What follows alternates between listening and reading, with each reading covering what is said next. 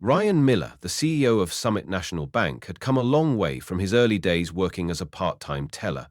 He knew firsthand the challenges and stresses that employees faced behind the counter, having once balanced long hours and impatient customers while still attending college. Now, as the CEO of a successful bank with branches nationwide, Ryan understood how important it was to stay connected with the people who kept the company running. He was determined to make sure that the values he had built the bank on, hard work, respect, and customer care, were still alive and well across all locations. However, in recent months, Ryan had started receiving reports of growing employee dissatisfaction and an increasing number of customer service complaints. There were whispers of unaddressed issues, of employees feeling overworked and undervalued. Despite the positive numbers and steady profits, the corporate reports didn't seem to capture the full story. Ryan knew that numbers on a spreadsheet didn't always reflect the reality on the ground, and he was starting to feel a disconnect between his role as the CEO and what was actually happening in his branches. He couldn't afford to let this go unnoticed. He needed to understand the situation firsthand. To get to the bottom of it, Ryan made the decision to go undercover. He chose to visit one of his smallest branches in Columbus, Ohio, a place that looked fine on paper but had caught his attention due to a series of troubling reports. This would be no ordinary corporate visit. Ryan would not walk in as the CEO, but as just another customer. He decided to leave behind his suits and title and blend in as a regular guy, dressed in a simple navy blue polo shirt and jeans. His goal was simple: to see how his employees treated their customers when they didn't know he was their boss. Walking into the branch, Ryan immediately took in the sterile environment. The bank had that quiet, almost lifeless feel typical of mid-afternoon on a weekday, with only a handful of customers finishing their transactions. The tellers moved through their duties with a sense of routine, each absorbed in their own tasks. The lighting was harsh and fluorescent, and the cold air conditioning did nothing to ease the tension in the room. It felt like the kind of place where the staff could easily lose their passion for their work if they weren't careful. Ryan could see the signs of burnout starting to creep in. Nothing overt, but enough to make him wonder if there was something deeper going on. He stood quietly near a sleek, shiny counter, watching as a middle-aged man in front of him struggled with his debit card. The young teller helping him had a polite smile, but Ryan could see it. Something behind her eyes. It wasn't just the frustration of a long shift or a tough customer. It was something else. As he glanced around the room, he saw the manager in the back, standing rigidly near the customer service desk. Observing but not engaging, Ryan could tell that this was a place where employees were just going through the motions, not fully present in the work they were doing. But it wasn't until he heard a faint sound from the break room that he realized just how much was slipping under the radar. As he turned his attention to the source of the sound, Ryan felt a wave of concern wash over him. A quiet sob was escaping from behind the break room door. It was subtle at first, just a muffled sound, almost as if someone was trying not to break down. But Ryan's instincts told him that this wasn't a normal situation. The employee inside, he didn't know her yet, was trying to hold it together, but she wasn't succeeding. He noticed another employee standing beside her, trying to console her in hushed tones. The contrast between their quiet interaction and the sterile, controlled atmosphere of the rest of the bank felt jarring. Ryan's gut told him that something wasn't right. He needed to understand what was going on here, and he wasn't about to walk away until he had some answers. With his mind focused on the break room, Ryan continued to observe from a distance, but his thoughts were consumed with the emotional situation unfolding. He couldn't ignore the feeling that the culture of the bank was not as healthy as the numbers suggested, and that sense of unease was only growing stronger. Ryan Miller stepped into the bank, and at first glance everything seemed to be running smoothly. The atmosphere was calm, almost eerily so, with the usual hum of transactions taking place. Customers were seated in the waiting area, a few of them engaged in quiet conversations, while others took care of their banking needs. Tellers moved behind the counters with efficiency, entering data into their systems, processing deposits and withdrawals, all the while maintaining a cool professional. But something didn't sit right with Ryan. Beneath the surface of calmness, there was an underlying tension that he could almost feel in the air. It was subtle, but it was there. something that the regular customer might miss, but that Ryan, with his deep connection to the inner workings of the bank, immediately picked up on. As he surveyed the room, Ryan's attention was drawn to a young female teller named Emma. She appeared to be going through the motions, taking deposits, handing over receipts and greeting customers, but there was something about her demeanor that caught his eye. She seemed overwhelmed. Ryan noticed the slight tremor in her hands as she passed the deposit slip to a customer, the strained look on her face as she forced a smile. It was the kind of expression that indicated she was running on autopilot, doing the job because she had to, but with no real engagement.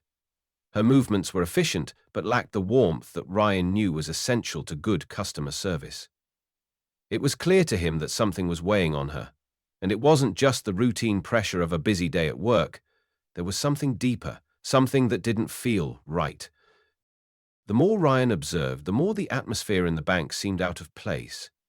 The staff were undoubtedly working hard, but there was a clear detachment between them and their customers.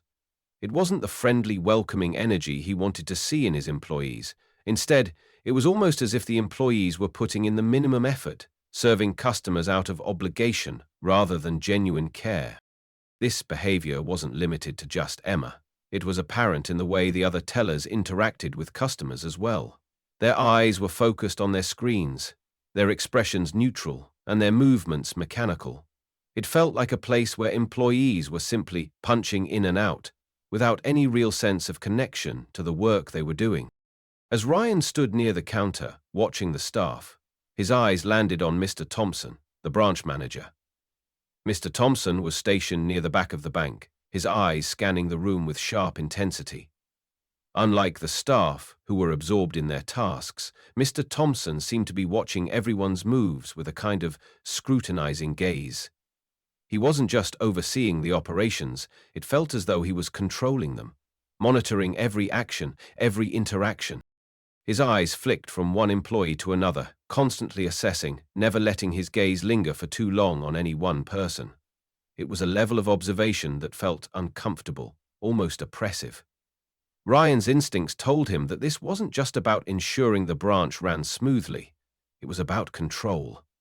And that was something Ryan couldn't ignore.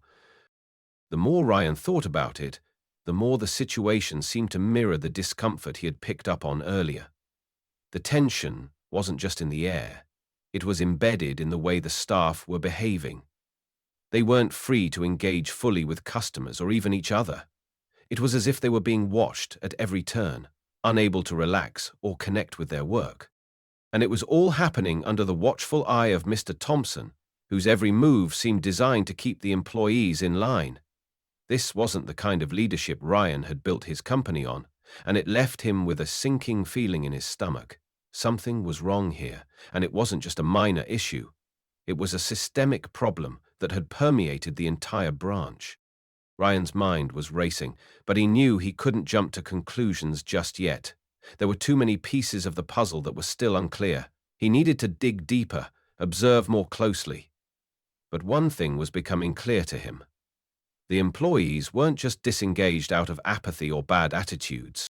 There was a deeper reason, and it had everything to do with the culture in the bank, one that was being shaped by the actions of people like Mr. Thompson. As Ryan continued to observe, he knew that he needed to stay in the background, to let the employees act naturally so that he could get the full picture of what was truly going on. Only then would he be able to understand the true nature of the problem. As Ryan continued to observe the employees in the bank, he heard something that stopped him in his tracks. A quiet, muffled sob, barely audible over the low hum of activity in the branch. At first, he thought it might be the sound of a customer expressing frustration, but the more he listened, the clearer it became that it wasn't coming from the lobby. The sound was soft, but distinct, and it was coming from the break room. His heart sank. He had worked in the banking industry long enough to know that this wasn't a good sign. Something wasn't right, and instinctively, he knew he needed to investigate. Ryan quietly moved through the bank, doing his best not to draw attention to himself. As he approached the break room, he paused outside the door, taking a deep breath before pushing it open just slightly. What he saw through the crack in the door made his stomach twist. There, sitting at the small table, was Emma, the young teller who had been working the counter earlier. Her face was hidden in her hands, her shoulders shaking slightly with every sob. Her colleague, a young man whom Ryan didn't recognize, was sitting beside her, speaking in hushed tones, trying to console her. The scene before him wasn't one of frustration over a difficult customer.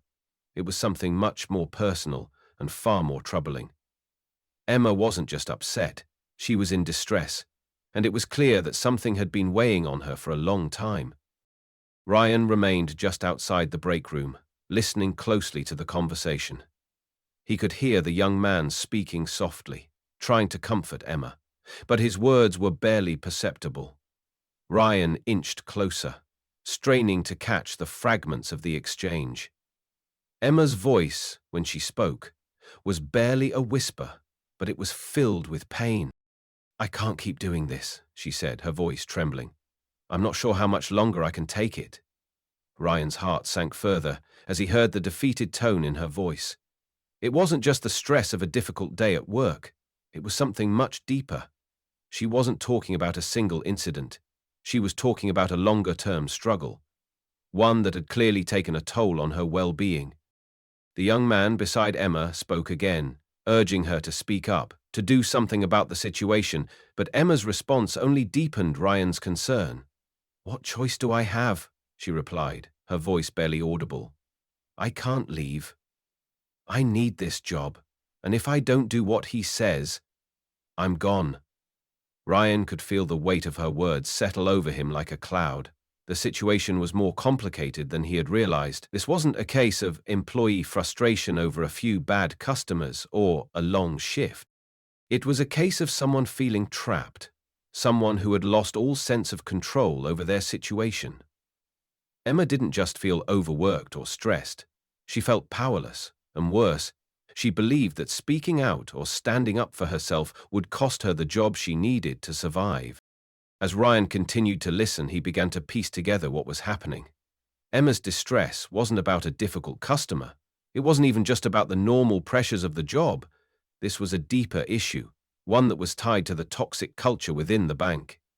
It was about feeling trapped, ignored, and manipulated by the management. Ryan's thoughts raced as he watched the young man beside Emma attempt to offer her comfort. But it was clear that Emma didn't believe there was any way out. She was stuck, and the constant pressure from management, coupled with a toxic environment, had pushed her to this breaking point. Ryan knew then that he couldn't stand by any longer. This wasn't just a matter of addressing employee dissatisfaction or improving customer service. It was about creating a workplace where employees felt safe, valued, and supported. Emma's tears weren't just an isolated incident. They were a symptom of a much bigger problem, one that was taking root within the culture of the branch. The more Ryan thought about it, the more he realized that Emma's distress was a direct result of the environment that had been created by the management. If things were going to change, it had to start now, and it had to start with addressing the underlying issues that were causing employees to feel powerless. With a heavy heart, Ryan stepped back from the door, retreating into the main lobby of the bank. He needed to gather more information, but he knew one thing for sure. This wasn't just a simple case of bad customer service or poor management practices. It was a deeper, systemic issue that was affecting his employees in ways he couldn't have imagined.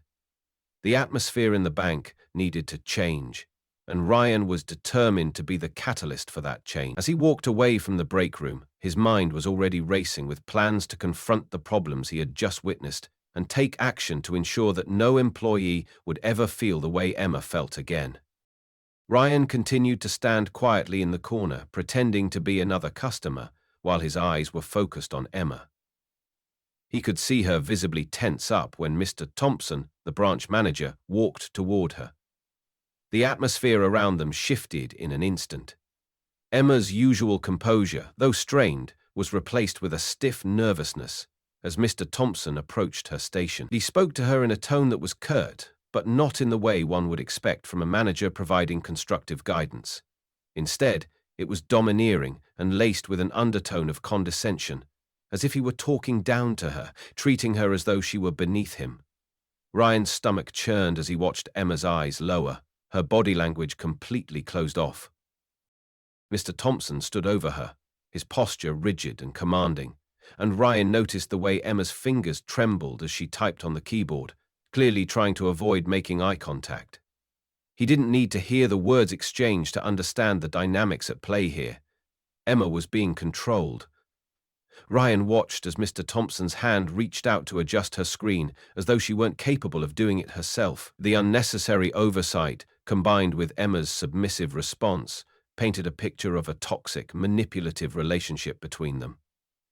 The difference in the way Mr. Thompson treated Emma compared to the rest of the employees was stark. It was like night and day. Ryan's gaze shifted to the young man at the counter, Kenny, who had been helping a customer. Kenny's demeanor was completely different, confident, engaged, and responsive. There was no hesitation in his interactions with customers, no signs of fear or discomfort like Emma's. It was clear to Ryan that the power dynamic within the branch was skewed. While other employees seemed free to do their jobs without fear of retribution, Emma's every move was being scrutinized and controlled by Mr. Thompson. This wasn't just about managerial oversight, it was about intimidation and manipulation. Ryan could see that the way Emma was being treated wasn't a result of a few bad days or poor management. It was systemic, embedded in the culture of the branch, and had clearly worn her down. As Emma handed the next customer their receipt, her hands shook and her eyes flicked nervously to Mr. Thompson, who was still standing behind her, silently observing. Ryan could see that the weight of his presence was affecting her performance. Emma's usual ability to handle customers with patience and precision had been replaced by a hesitant, almost robotic interaction. She was going through the motions, but it was evident to Ryan that she no longer felt the confidence or autonomy she had when she first started working there. Emma wasn't just dealing with a tough customer or a busy day. She was dealing with a toxic work environment that made her feel small and powerless. Ryan's suspicion about the culture at the bank deepened as he continued to watch. The toxic workplace dynamics weren't only affecting Emma's well-being, they were also crippling her ability to perform her job with confidence. It was as if every interaction, every task, every decision had been tainted by the constant control exerted over her. She wasn't the same employee Ryan had seen when he first entered the bank. Now she was a shell of herself, trapped under Mr. Thompson's influence, too afraid to assert herself or stand up for what was right. The realization hit Ryan hard. This wasn't just about poor leadership. It was about a culture of fear, where employees were so conditioned by the toxic behavior of their manager that they couldn't perform their jobs properly. Emma was the most visible example of this, but Ryan had no doubt that there were more employees suffering in silence, afraid to speak up or take action because of the unspoken rules of the workplace.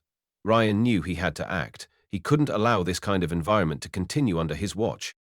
He had witnessed enough. The problem wasn't just Emma's situation. It was the broader issue of how this kind of behavior had been allowed to fester unchecked, and how it was undermining the entire bank's culture. It was time to take action and fix the broken system. Ryan stood still, watching Emma return to her station with a tense, forced smile on her face, her eyes downcast as she served the next customer. The pit in his stomach grew heavier, and he knew that he couldn't let this continue. It wasn't just about her. It was about the toxic culture that had taken root in the branch, where fear and intimidation dictated the environment. He couldn't just stand by, pretending everything was fine when clearly it wasn't. Determined to understand more, Ryan quietly approached Jack, another employee he had noticed earlier. Jack seemed to be a little more at ease, chatting with a customer, but Ryan could see that his body language was just as stiff as the others. His eyes darted nervously to Mr. Thompson, and Ryan recognized the fear he'd seen in Emma's eyes reflected in Jack's posture. It was subtle. Ryan took a deep breath and casually walked over to Jack, asking if he could speak with him for a moment. Jack, startled at first, hesitated, but then nodded, stepping away from the counter and toward a quieter corner of the bank. Ryan wasted no time. "Jack, I've been here for a while, and I've noticed some tension around the branch. Something isn't right. Can you tell me what's going on?" Jack's eyes immediately shifted toward Emma, and he glanced nervously toward Mr. Thompson before lowering his voice. It's Emma, Jack said quietly, almost apologetically. She's been having a hard time. Thompson. He's been treating her badly. Late shifts, always making her stay late to close, and she's scared to speak up. She thinks she'll lose her job if she does. Ryan felt a wave of frustration wash over him. He had suspected as much, but hearing it confirmed so directly from one of the staff members was a punch to the gut. Scared to speak up? Ryan asked, his voice low but steady. That's not right. No one should feel like they can't stand up for themselves, especially not here. Jack nodded, his eyes darting nervously again toward Thompson, who was still overseeing the branch from his station in the back. She's not the only one, Jack murmured, barely above a whisper. A lot of us feel trapped. It's not just Emma. It's how Thompson runs things. He uses fear to control us. None of us are happy, but we're too scared to speak out. Ryan's jaw clenched as the full weight of the situation hit him. He had seen the signs from the moment he stepped into the bank, but now he knew for sure. This wasn't just a problem with one employee or one manager. It was a deep-rooted issue that was poisoning the entire workplace culture. Fear, intimidation, and mistreatment were the foundation of how things were operating. This wasn't just a managerial problem. This was a systemic issue that needed to be addressed immediately. Ryan looked Jack in the eyes, his voice firm and determined. I'm not walking away from this. I'm going to fix it. Jack looked up at him, his face filled with a mix of relief and disbelief. You mean it? Ryan nodded, his expression hardening. Yes. I'm going to confront Thompson and make sure something is done about this. This is not how we treat our people, and I won't stand by while it continues. Jack gave a small, uncertain nod, still looking around to make sure no one was listening. I hope you can do something. Emma, she deserves better. Ryan turned back toward the front of the branch where Emma was still working, looking like she was running on empty. He knew that it wasn't just her, it was the entire team, stuck under the oppressive weight of Thompson's control. They all deserved better, and Ryan couldn't ignore that any longer. He knew that this wasn't going to be easy. Confronting Thompson directly, making the changes necessary to shift the toxic culture, it was all going to take time and effort.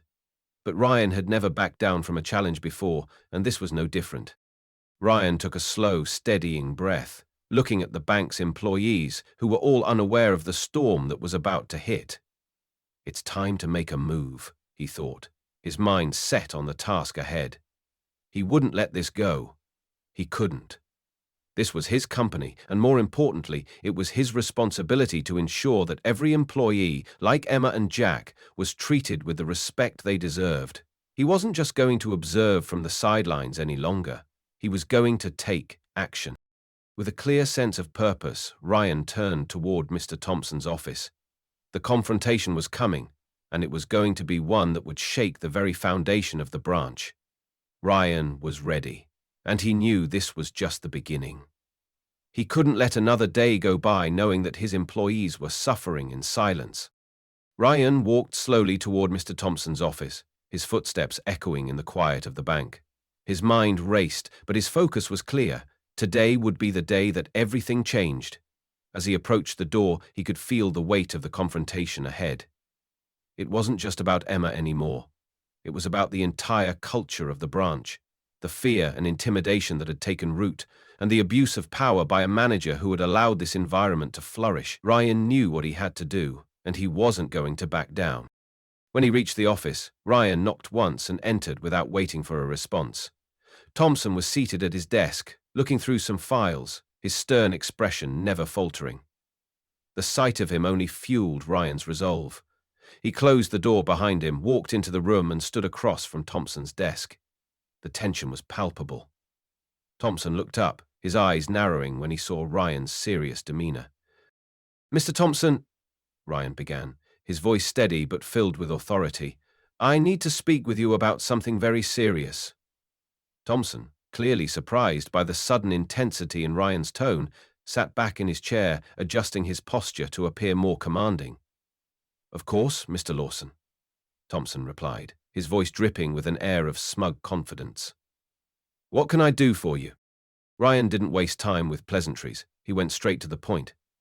I've been observing the way you treat your employees, particularly Emma. What I've seen is a pattern of mistreatment, control, and a toxic work environment that you've allowed to flourish here. It's not acceptable, and it needs to change. Thompson's face flushed with irritation as he straightened in his chair. I don't know what you're talking about. This is all just misunderstanding. Emma's a good employee. We've had a few bumps, but she's doing her job fine. Ryan shook his head, his eyes locking onto Thompson's with a quiet, determined fury. I've seen the truth. I've watched Emma cry in the break room.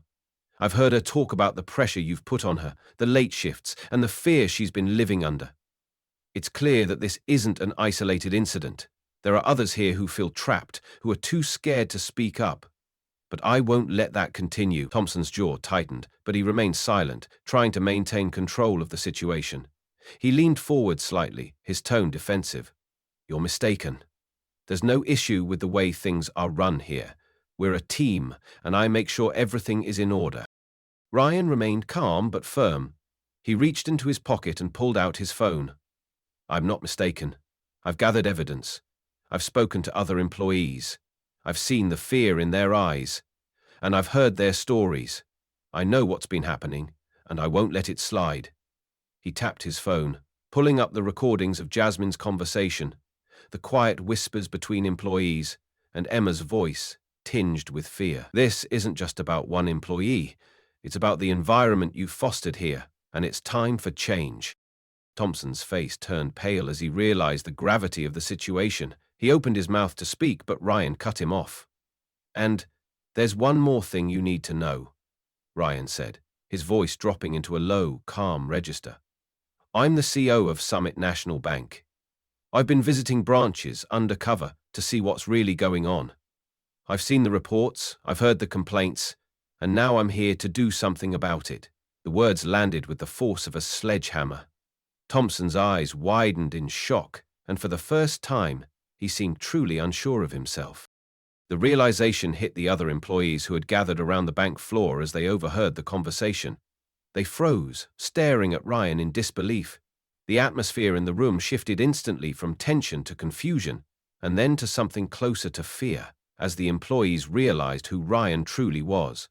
They had no idea that the man they had so casually dismissed was, in fact, their CEO. The room was heavy with silence, broken only by the soft hum of the fluorescent lights. Ryan took a moment to let the revelation sink in, allowing Thompson and the others to process the shock. He wasn't done yet. This ends today, Ryan said, his voice unwavering. Mr. Thompson, you will be relieved of your duties immediately. You've created a culture of fear and disrespect here, and I can't have that. The kind of behavior you've shown will no longer be tolerated at Summit National Bank. Thompson opened his mouth to protest, but Ryan held up his hand, silencing him. You had your chance. Now it's over. Ryan turned toward the door, pausing just before he stepped out. I'm going to make sure this branch and every other branch at Summit National Bank operates with integrity, respect, and transparency. I won't allow another employee to suffer in silence. He looked at Thompson one last time, who was still sitting at his desk, speechless. You will never work in banking again, Ryan added. Then, with a final glance at the stunned employees, he walked out, leaving behind a shaken and defeated manager. The change was set into motion, and Ryan knew that today marked the beginning of a new era for Summit National Bank. It wasn't just about changing the policies, it was about changing the culture. A culture where every employee, regardless of their position, was treated with respect and dignity. The days of manipulation and fear were over. The lessons learned today would shape the future of the bank, and Ryan was determined to make sure it was one where fairness prevailed and power was used responsibly. The mission had just begun. Equals. In the days following Ryan's dramatic intervention, the atmosphere at the branch began to shift. Emma, who had been visibly shaken and fearful just days before, now stood with a renewed sense of purpose. The weight of the changes was beginning to settle over the entire team. Ryan's decision to step in had not only changed the dynamic between management and staff, but had also sparked a broader transformation. The training programs that Ryan had implemented, focusing on respect, Leadership and communication started to show their effects.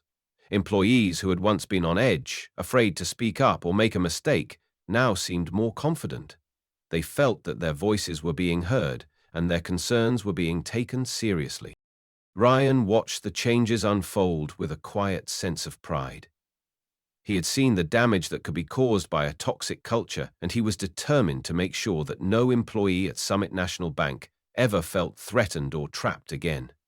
He had made it clear that transparency and open dialogue were not optional. They were fundamental to how the bank would operate moving forward. It wasn't just about policies on paper.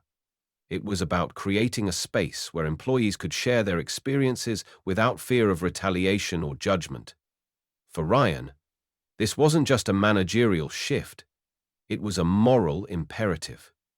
He wanted to ensure that the lessons learned here would reach every corner of the bank, that every branch would reflect the values of respect and fairness.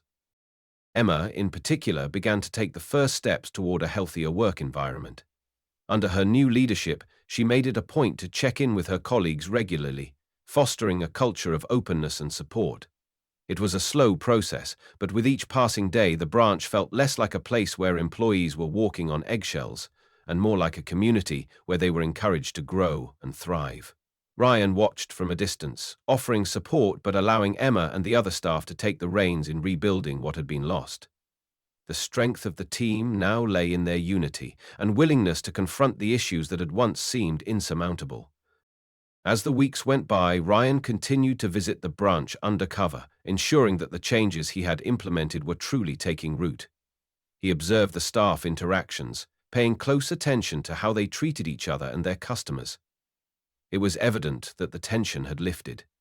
Customers, too, seemed to notice the shift. There was a new energy in the air, less hurried, more thoughtful, more genuine. The staff engaged with customers in a way that reflected the bank's core values. It was no longer just about processing transactions quickly.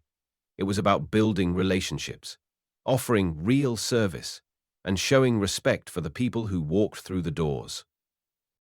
Ryan's commitment to this new direction was unwavering. He knew that the recovery process wouldn't be easy, but it was already beginning to show results. He spoke with managers across the bank, ensuring that the lessons learned at this branch would be applied elsewhere. His message was clear. Respect isn't just a buzzword. It's the foundation upon which the future of the bank would be built. As he worked with regional managers and department heads, Ryan pushed for continuous education and feedback loops, making sure that employees at every level were part of the transformation process. He wanted to cultivate a culture that was sustainable, one that would outlast any temporary fixes or surface-level changes. Emma's confidence continued to grow, and with it the confidence of the other employees.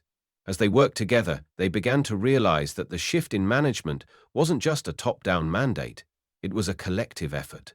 They were all part of this change. And while the road to recovery was far from complete, there was a palpable sense of optimism that hadn't existed before. They knew they had the support of the leadership team, and they were committed to upholding the values that had been restored. Ryan, for his part, was satisfied with the progress. He knew that the road ahead would require constant attention and effort, but seeing Emma and the other employees take ownership of their new work environment was the most rewarding part. Summit National Bank was no longer just a place to work. It was a place to grow, a place where respect and integrity were the foundation of everything they did. Ryan wasn't just leading a business, he was leading a movement. And this was only the beginning. As the lessons learned here began to spread, Ryan was determined to ensure that no employee would ever again feel like they were in a toxic, oppressive environment.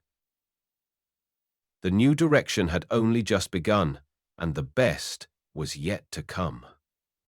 If this story inspired you and you believe in the power of fairness, respect, and change, we want to hear from you. Share your thoughts and experiences in the comments below. Let's keep the conversation going and make a difference together. Don't forget to hit the subscribe button for more real stories that challenge the status quo and show the power of leadership and integrity. Stay tuned, and remember, change starts with us.